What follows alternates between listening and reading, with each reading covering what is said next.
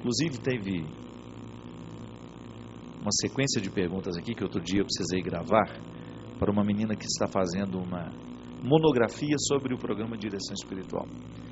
Inclusive uma das perguntas que ela me fazia era essa: até que ponto o estudo, antropologia, filosofia, psicologia, teologia, auxilia na questão religiosa e na própria direção espiritual das pessoas?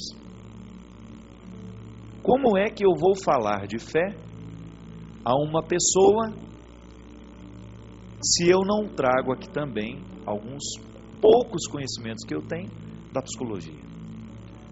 Não é que o padre tem que saber tudo, mas nós somos especialistas em gente, em pessoas. Então, por isso que na faculdade que nos prepara, a gente aprende um pouco de psicologia, no meu caso uma carga horária até bastante boa. A gente aprende um pouco de antropologia, a gente aprende um pouco de introdução às ciências da sociologia, porque o padre acaba tendo, no momento em que ele vai fazer uma direção espiritual ou que ele vai fazer uma pregação, ele tem que unir esse conhecimento científico para poder fazer uma pregação encarnada, histórica, né? Que as pessoas entendam. Então, a fé, ela é sempre um acontecimento da pessoa, um dom de Deus que ela recebe, e essa experiência religiosa que ela faz abarca a sua totalidade. É por isso que muitas vezes no conselho espiritual há também um pouco de psicologia. Quantas vezes você precisa dizer ao seu fiel naquele momento da direção espiritual que a ajuda de um psicoterapeuta seria bem-vinda? E que muitas questões espirituais estão diretamente ligadas a problemas psíquicos. O ser humano é todo, gente, ele está interligado. Eu não tenho como abrir a gavetinha e falar, isso aqui é espiritual, isso aqui é psíquico. Não, ele está no todo. Mas no momento em que a gente fala, no momento que você tem a manifestação de um problema, muitas vezes você pode identificar qual é a área daquela pessoa que precisa ser tratada. Eu sou sempre um adepto do discurso que possa ser holístico. A palavra foi muito usada pela nova era, né, essa tendência, mas ela cabe aqui. Holístico é o discurso que engloba o todo, que tenta abarcar o todo. Então, um ser humano, ele tem uma dimensão física, que precisa de cuidados. Quantas vezes na pregação vocês me escutam falar da disciplina do corpo? Porque eu não tenho como falar da disciplina da alma sem falar da disciplina do corpo. Muitas vezes falar de conversão é falar de situações muito próprias do corpo, do que a gente come, do que a gente faz. Em alguns momentos você vai identificar que a espiritualidade passa pelos problemas afetivos. A maneira como eu me relaciono com Deus Pai pode estar diretamente ligada à maneira como eu relaciono com meu pai na terra. Então, se eu tenho uma dificuldade com meu pai, eu corro o risco de ter também obstáculos na minha relação com Deus Pai. Porque a palavra Pai associa diretamente o Pai da terra com o Pai do céu, né? Para muitas pessoas, a dimensão materna de Deus fala mais alto. Por isso que Nossa Senhora, dentro do contexto cristão católico, ela rebanha tanto. Por quê? Porque muitas vezes, dentro da construção humana, dentro da estrutura familiar, a mãe é aquela figura onde a gente tem acesso mais fácil. É mais fácil amar a mãe da gente do que o pai? Em muitos casos, sim. É mais fácil a gente ter liberdade com a mãe? Quantas vezes você foi lá, sacudiu a saia da mãe e falou, ô mãe, pede o pai para mim, não é? Não era assim?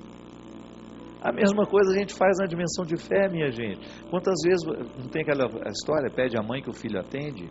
Muitas vezes essas compreensões e concepções religiosas nascem da observação cotidiana de como os humanos se relacionam. É muito interessante você observar isso.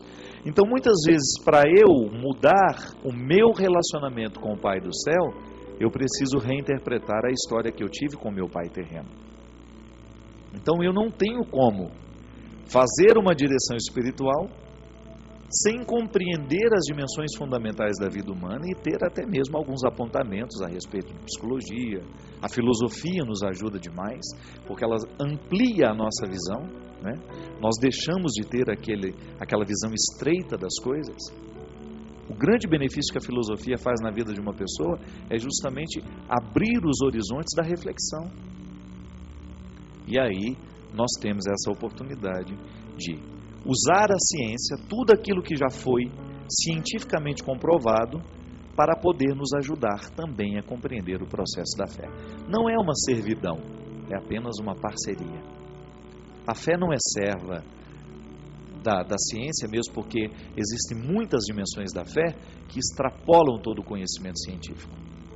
Mas a gente sabe que a ciência é um alicerce onde nós podemos subir para nos ajudar a enxergar melhor o território da nossa fé. A outra pergunta era essa aqui, ó. Padre, quando o senhor olha para uma câmera, para quem o senhor olha, afinal de contas, ao dar essa orientação? Aqui é o grande desafio da comunicação. A direção espiritual, eu sei que agora eu estou falando com muitas pessoas, mas eu não quero falar com muitas pessoas. Eu quero falar com você. Está vendo qual é a diferença? O discurso é para todos, mas eu não posso falar o tempo todo como se eu estivesse falando com multidão, que ninguém gosta. Você precisa identificar que eu estou conversando com você. E que a direção espiritual que agora eu estou ousando fazer a partir da vida que me é dada aqui, do testemunho que eu recebo, da história que me é partilhada, eu preciso conversar com você. Ainda que isso não seja o seu problema, é como se eu estivesse conversando com você sobre um assunto que alguém me contou. E você, mesmo sem ter nada com isso, começa a refletir comigo. E de repente você descobre alguma coisa que pode lhe servir. Então toda vez que eu olho para essa câmera, eu nunca fico pensando que eu estou conversando com muita gente. Porque senão eu corro o risco de não comunicar. Isso eu aprendi com Jesus. Jesus olhava para aquela multidão e era capaz de identificar cada pessoa que estava ali. Padre, como é a relação com o veículo de comunicação que é a TV? Como é que o senhor se relaciona com a TV? Como se fosse a janela do meu quarto. Para mim hoje, chegar aqui, né, nessa proximidade, é como se eu estivesse na janela do meu quarto, conversando com você do seu. Igual lá em Minas Gerais, né? Que ficavam as vizinhas nas janelas, né, das casas, contando as suas histórias. A televisão é isso. Não é outra coisa. Você olha para a minha casa, olha para a minha vida, olha para quem eu sou. E de alguma maneira acessa isso. E eu tento acessar a sua vida através das cartas, através do que chega e daquilo que eu já sei sobre você, mesmo que eu nunca tenha te encontrado, porque você é humano. E eu sei que onde existe o coração humano, ali existem conflitos. E eu sei quais são esses conflitos. Já lidei muito com eles. Não conheço todos, conheço muitos deles. Sobre eles falo aqui. Que a direção espiritual é esse momento em que nós, a partir de um discurso, de uma experiência de fé, nós fazemos a análise da nossa vida. Hoje, por exemplo, nós começamos o programa falando da nossa incapacidade de estabelecer laços, de cuidar de laços que sejam para a vida inteira. Isso é direção espiritual. Por quê? Quando você pega o Evangelho, quando você mergulha no mistério de Jesus, você vai descobrir que Jesus é um Deus humano, que a encarnação, que o mistério de Deus encarnado em Jesus é o tempo todo lição de vida.